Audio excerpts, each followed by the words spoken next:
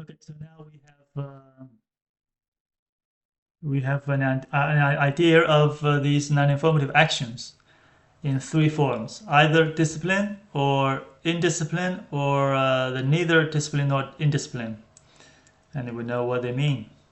Next, very importantly, let's have a look on how these discipline or indiscipline or neither discipline or indiscipline can be acquired or abandoned. Let's start from acquisition of these. First, the acquisition of discipline, namely the acquisition of the pratimoksha discipline or the dhyana discipline or the pure disciplines. So how can we acquire pratimoksha disciplines? We will need to do that on the basis of informative actions. And that also means that we need to find a Dharma teacher or a Sangha, and we very often need to listen to the terms, to the rules that we should reject, we should say no to, and we should orally repeat those terms after the Dharma teacher. And of course, different schools may have varied routines and requirements, but the essence is about the same. You need to listen to each term, to each rule, and after that you should repeat orally. You should say it out. You should say it out loud after the Dharma teacher and agree that you should follow the rules. And about the dhyana disciplines, it is acquired through dhyana, meaning only possible to obtain dhyana disciplines by cultivating for example, the meditations. So it is acquired through dhyana. And here, since we're talking about the impure disciplines, dhyana disciplines are impure. We can do that by obtaining one of the four preparatory concentrations, or the intermediate meditation, or one of the four dhyanas in the Rupa Dhatu, the form realm. So there are 9 different dhyana meditations that can be cultivated in order to acquire dhyana disciplines. And we also have these pure disciplines. They can only be acquired through the pure noble path, and they can be based on 6 pure samapatis. Either the pure preparatory concentration, or the intermediate meditation, or one of the 4 dhyanas, and we're talking about the pure samapatis. Then it also means, of course, it means this Pudgala is a noble being. Then he will acquire the pure disciplines alongside these pure samapatis. When it comes to acquisition of indisciplines, it can be acquired through inherited profession or perverted vows. Inherited profession, as we know that especially in ancient India, they have this caste system. If you are born in a family of butcher, like your grandparents, your father, if they are butchers, then you will inherit their profession. You will be a butcher as well. So if you're born in this kind of family, or maybe a family of prostitute, then through inherited profession, which of course is one of the major problems related to the caste system and to the as well as this inherited profession. It's of course a very serious problem in ancient India. But this kind may have changed towards the good direction right now. The caste system still exists in India. And it can also be acquired through perverted vows. for example, a person, he's not born in a family of butcher or bad actions, but he finds himself, he needs something to do for a living, and then one day he might just go to a place and talk to a factory of slaughtering factory, or talk to a butcher that he wants to do the same business, he wants to be part of it for the rest of his life and get paid so he can have a good living, and something like this. It's perverted vow, and that would also make this person that will also get to this person a bad indiscipline.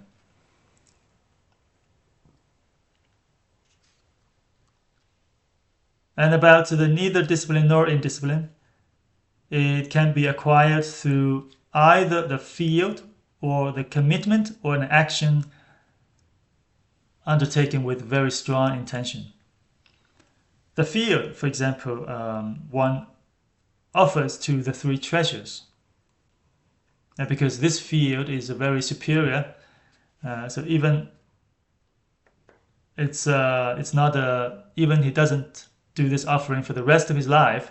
He just does it for a fixed short period of time. He will get a neither discipline nor indiscipline that is good in nature. And about the commitment, for example, one vows or one promises to himself that he will not eat his dinner before praying to Buddha. If he has this kind of vow or promise, then he will acquire a neither discipline nor indiscipline that is good. And about the action undertaken with strong intention, for instance, if one starts killing animals with very strong hatred, or one starts to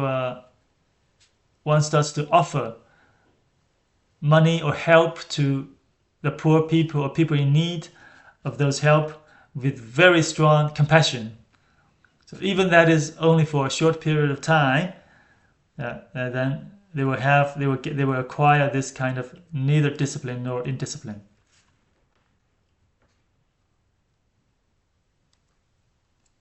So how will these non-informative actions be abandoned?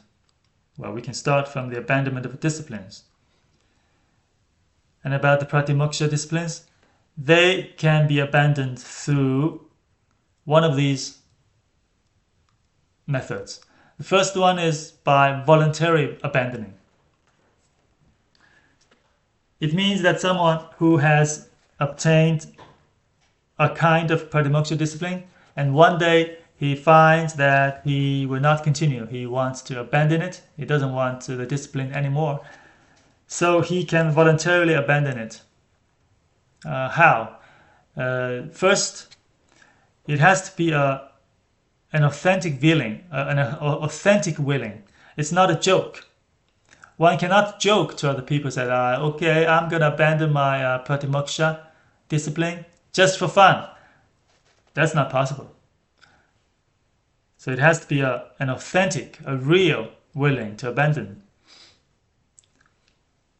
Next, he or she has to say it to a person who understands.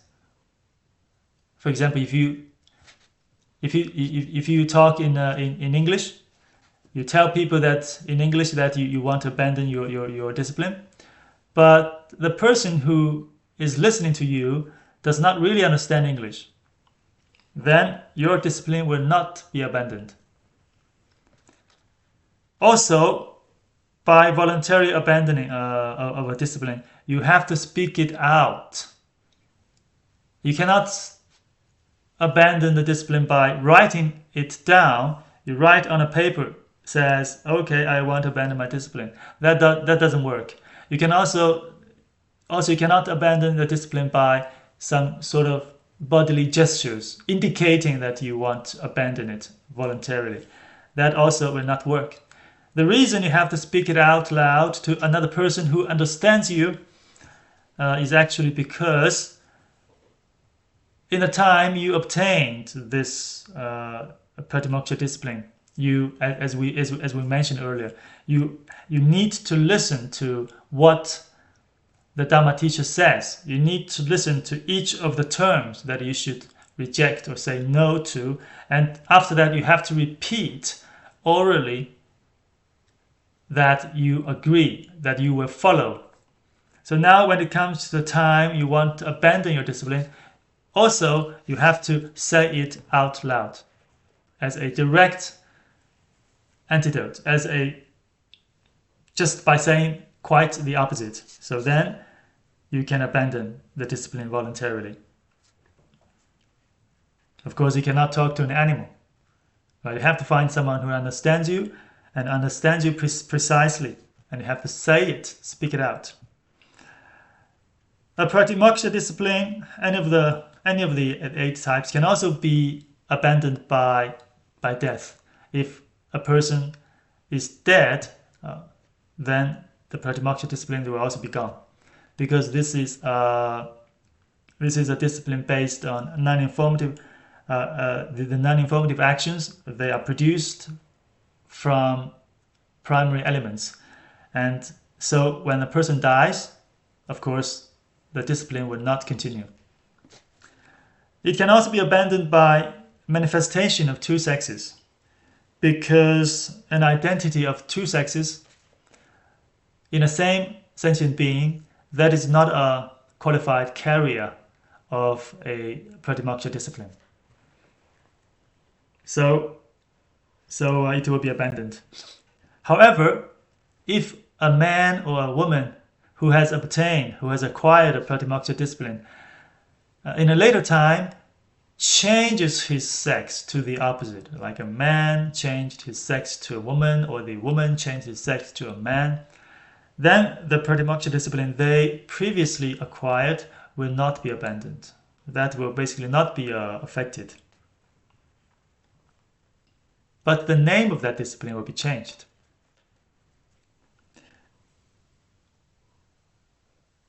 Well, it still belongs to the same type of discipline, of course.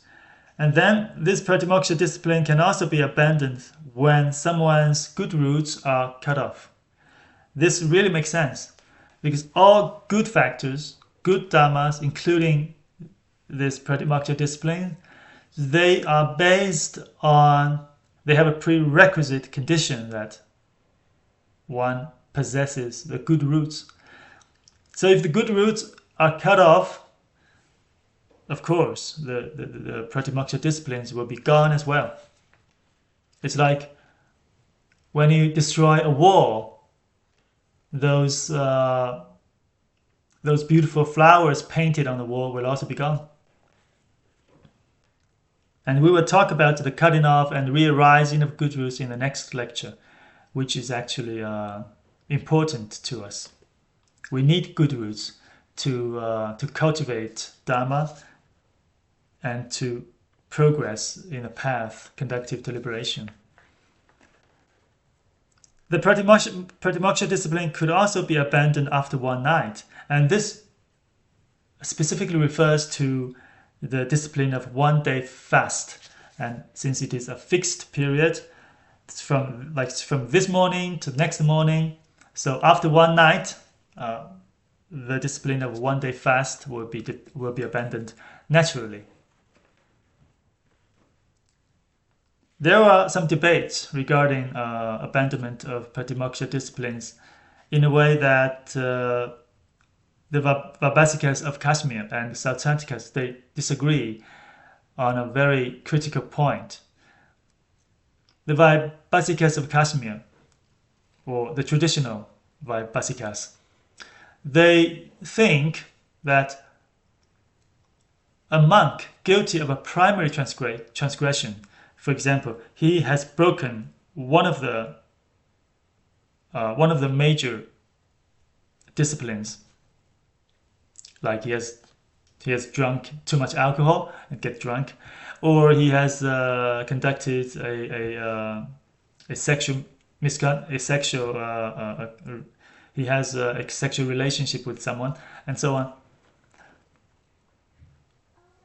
then he will have a state of holding precept together with breaking precept, meaning he will have these two status simultaneously. They coexist. It's not a problem. So he has broken one rule, but he will maintain the other rules that he hasn't broken. So it's just like a person, a rich people.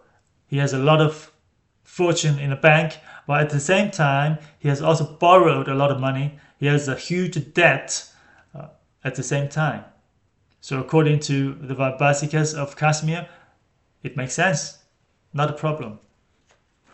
However, according to Sautrantikas, that doesn't make sense.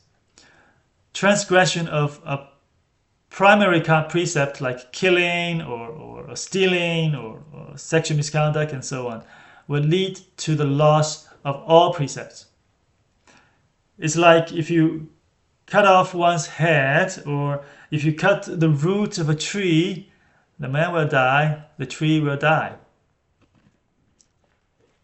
So that's a very fundamental difference in the views.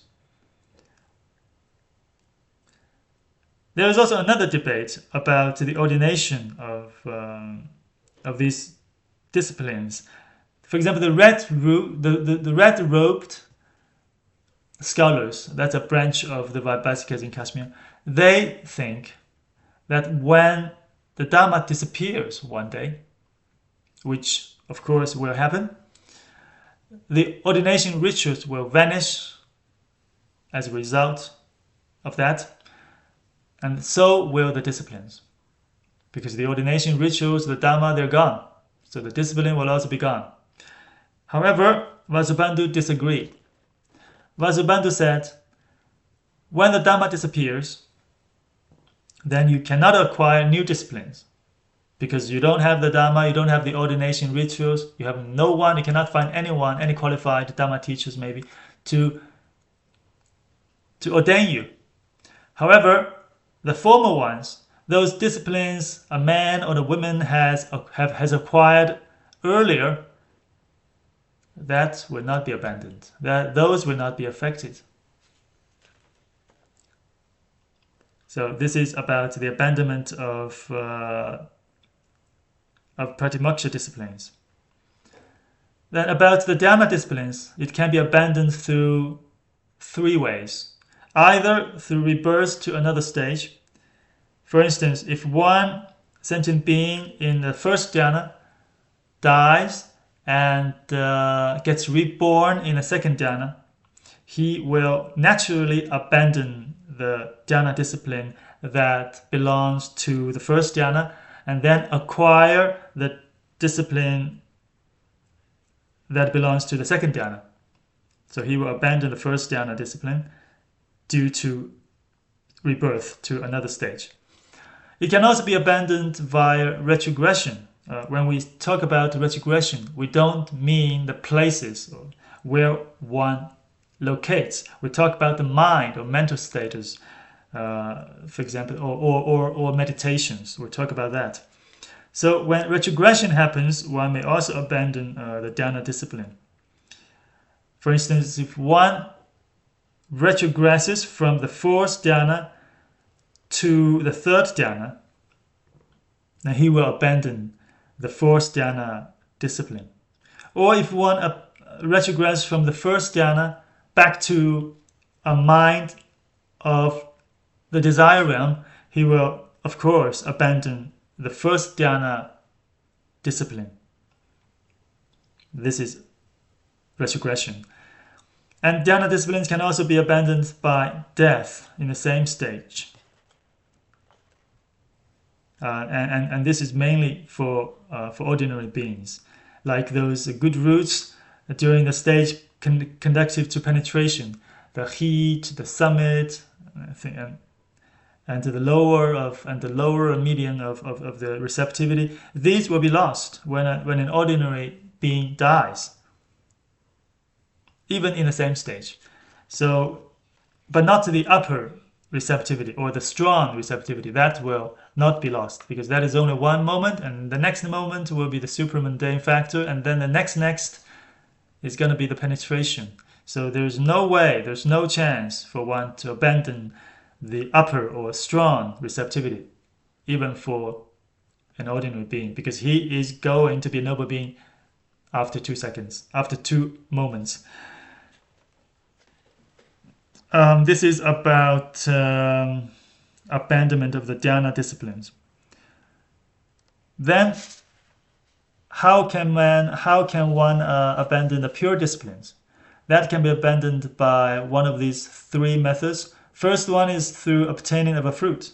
Like, for example, if one obtains the fruit of stream enterer, then he will abandon the pure disciplines associated to the approacher of a stream enterer naturally, and acquire the pure disciplines of stream enterer as a result. Or with perfecting transformation of the faculties. That means if one possesses a weak faculties, and by practices, by a lot of efforts, he is perfecting his faculty from weak to sharp, from a face-based to a view-based. And during this stage, the pure disciplines associated to the weak faculties will be abandoned, and instead he will acquire the pure disciplines of the strong faculties.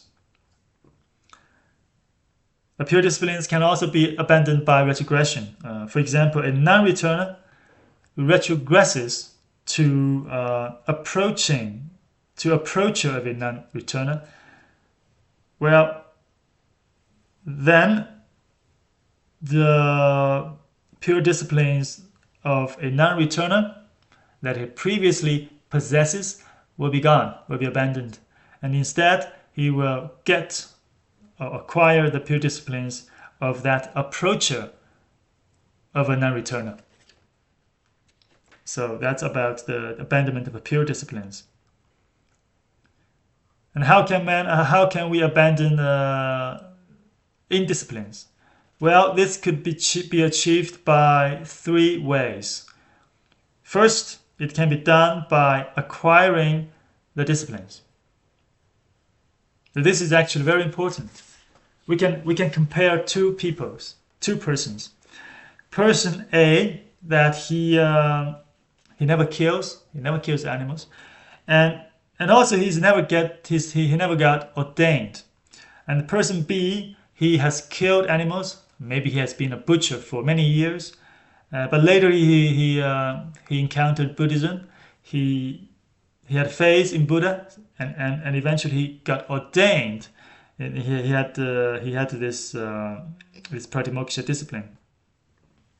If we compare these 2 persons, we will say that, well, according to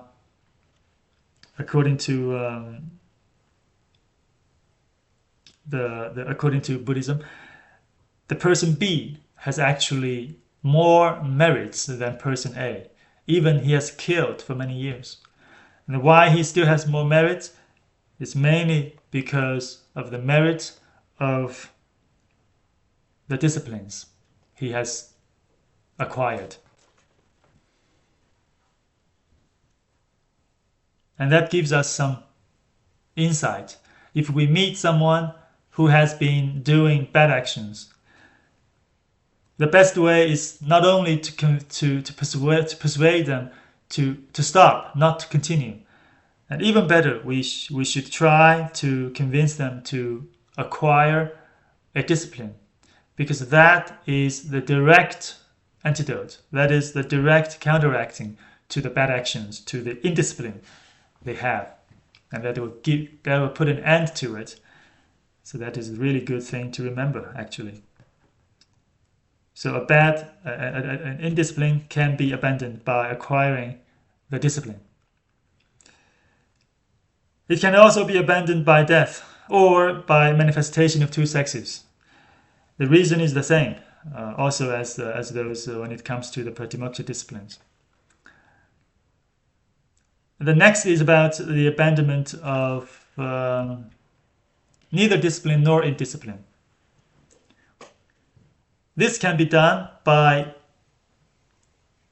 6 ways, by cutting off one of these 6.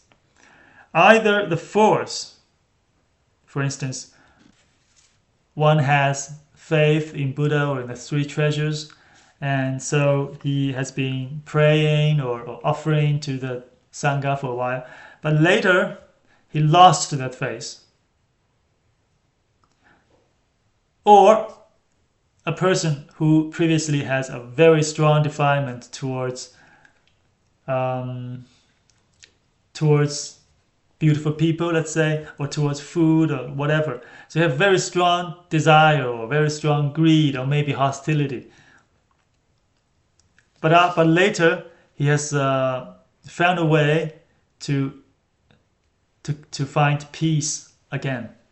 So the force is gone, either faith or klesha or defilements, whatever. When the force is gone, the neither discipline nor indiscipline, this kind of non-informative action will be abandoned as well. It can also be abandoned by cutting off the commitment.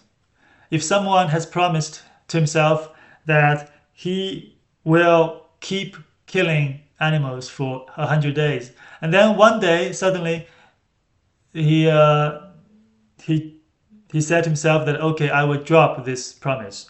I will not do it. I will drop this promise. Then this neither discipline nor indiscipline, which is bad in nature, of course, will be abandoned. Another explanation to this could be if he promised a good or bad action for a certain period of time, and then when that certain period of time is up, when that period is over, of course, this neither discipline nor indiscipline will also be abandoned. It can also be abandoned by cutting off the action. So like a person has been continuously doing some good actions towards people, towards the 3 treasuries and so on, or continuously doing some bad actions towards people. And then one day he just stopped. So he stopped doing the good or bad actions, and by stopping of actions, the neither discipline nor indiscipline will also be abandoned. And then it can also be done by cutting off the object. For example, if a person keeps offering to a stupa, the stupa in honoring Buddha, Bodhisattva, and so on. However, if one day the stupa is broken or destroyed for some reasons, or a fisher, he's fishing for many years, and but suddenly the fishing net is broken. He cannot continue, and he has to stop. So the neither discipline nor indiscipline will also be abandoned because of the object is gone, or the tools, you can say, or the object or the tools. And this kind of non-informative action could also be abandoned by cutting off life when one dies. This is, of course, we already explained it.